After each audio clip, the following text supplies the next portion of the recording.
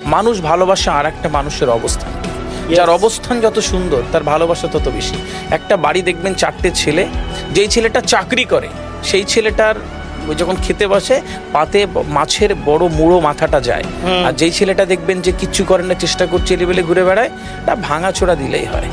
যখন বাড়িতে ওই রকম হয়, যখন বাড়িতে ওই রকম একটা বৈষম্য হয়, তখন সমাজে পরিবেশে বাইরে কতটা বুঝতে হবে।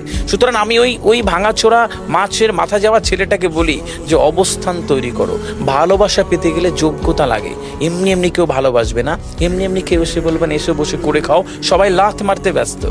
আমার যোগ্যতা আমাকে আমার অবস্থান তৈরি করে দেবে। আপনি আর আমি বসে রয়েছি, আমাদের যদি গরম লাগে তাহলে আমরা বলবো ফ্যানটা চালাও, ঠিক এমন একজন মানুষ এখানে বসবে যার অবস্থান নেই, ওর গরম লাগা ঠান্ডা লাগা যাই হোক আপনার আর আমার সাথে অ্যাডজাস্ট করবে। সিস্টেম এটা পৃথিবী। তাহলে আপনার ওই ফ্যানটা চলবে না ফ্যানটা বন্ধ হবে, এটা আপনার কর্ম আজকে ঠিক করে দিচ্ছে। আমি মঞ্চ থেকে এই কথাগুলো বলি যে তোমরা তৈরি হও, একটাই তো জীবন। একটা কথা রয়েছে ইংরেজিতে, the only preparation for tomorrow is right to use today.